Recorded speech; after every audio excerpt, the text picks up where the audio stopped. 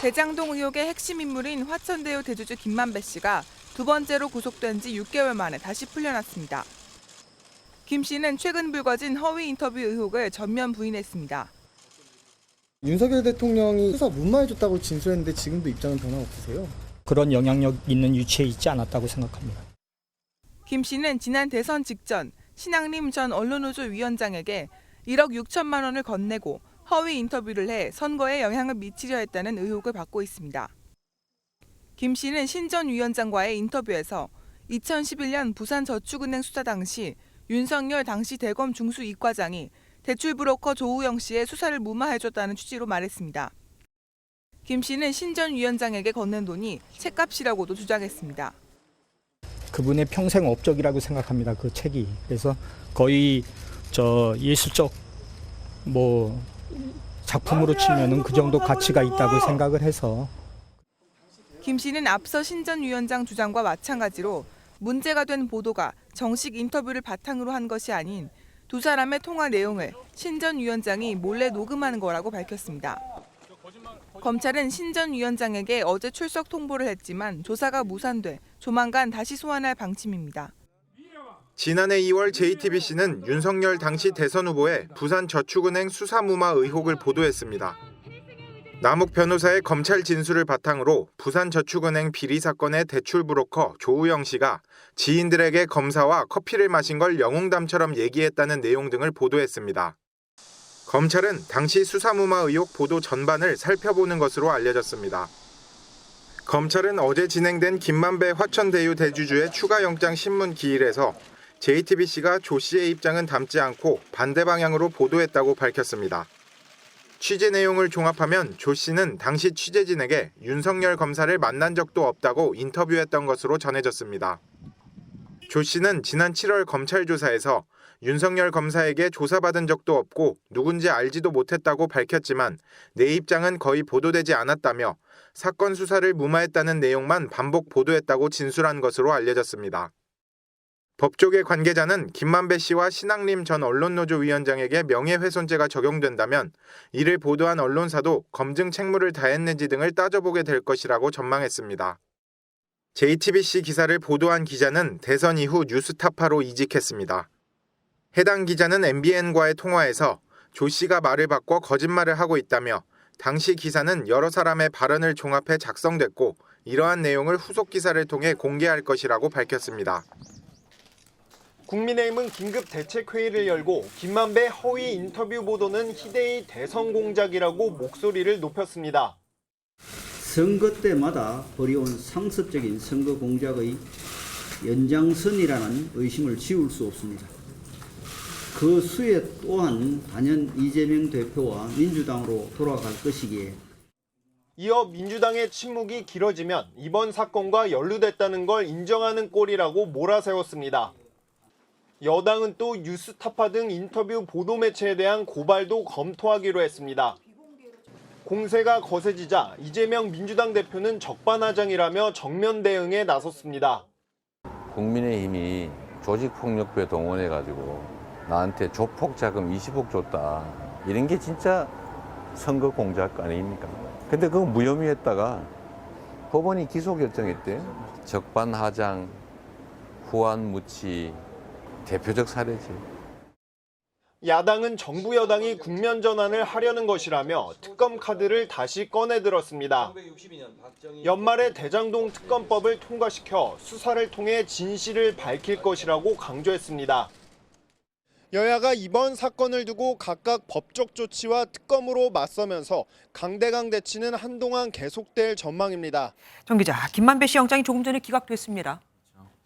법원에서는 일단 별도의 사유를 밝힐 수는 없다는 입장이지만 아무래도 신문 과정에서 별건 수사를 위한 구속을 우려했던 이 변호인 측 주장이 받아들여진 것으로 보입니다.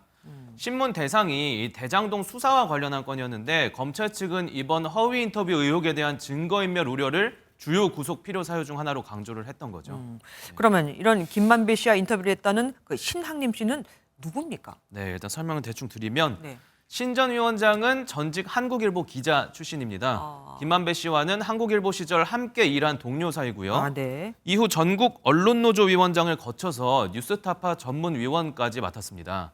지난 2021년 9월 15일 김 씨를 만나 인터뷰를 하면서 녹취를 했고 닷새 뒤인 9월 20일 1억 6천여만 원을 송금받았는데요. 허위 인터뷰의 대가 아니냐는 의혹의 중심에 현재 서 있습니다. 문제의 녹취가 공개됐을 그 당시, 그러니까 2년 전이죠. 네. 대선은 어떤 상황이었습니까? 네, 다시 한번 되짚어 볼까요? 네. 지난 2021년 9월 이재명 당시 대선 후보를 둘러싸고 이 본격적인 대장동 비리 의혹이 불거지기 시작했죠. 네. 그런데 이 후보는 어느 순간 대장동의 몸통이 윤석열 후보라는 역공을 펼치기 시작을 한 겁니다. 명확한 녹취록이 있는데 저는 윤석열 게이트다, 이게. 윤석열의 몸통이다, 이렇게 생각합니다. 이 김만배 씨의 녹취가 공세의 가장 큰 근거가 됐습니다. 때문에 여권에서는 보도의 배후에 민주당이 있는지 수사를 통해 규명해야 한다는 주장이 계속 나오고 있는 거고요.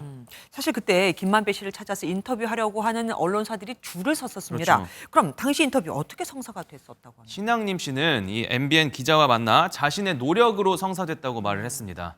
대장동 의혹이 불거질 때쯤 키맨이 김만배 씨라는 확신을 가지고 김 씨를 직접 찾아서 만나게 됐다는 거죠. 과거 친분도 있었다 보니 김 씨가 해당 의혹에 대해 자세한 설명을 해줬다고 덧붙였습니다.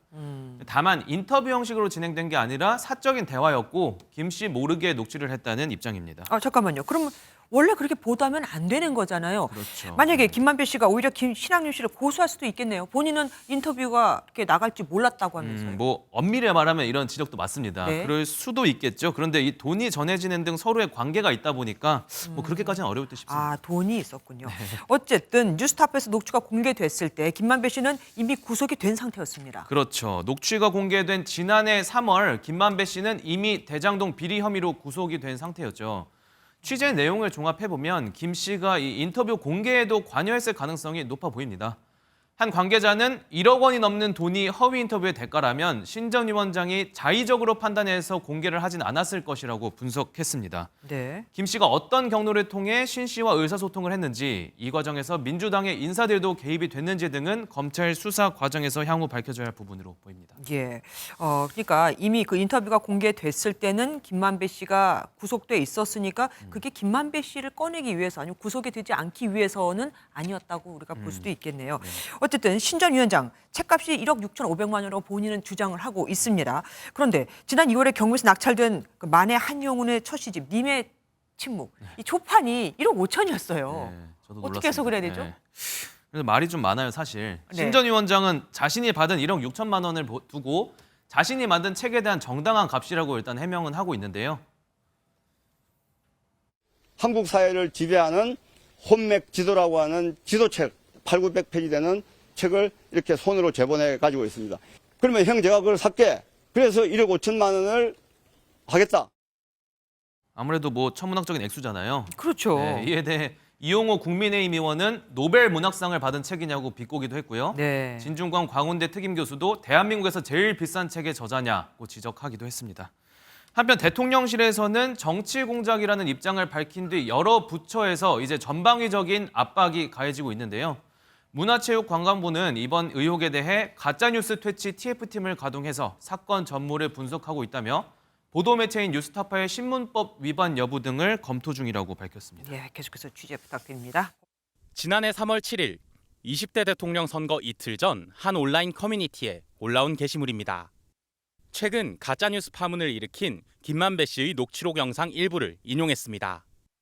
게시물이 올라온 직후 게시판 상단에 노출시켜 사람들이 많이 보도록 하기 위해 누군가 게시물 추천수를 조작한 게 아니냐는 의혹이 제기됐습니다.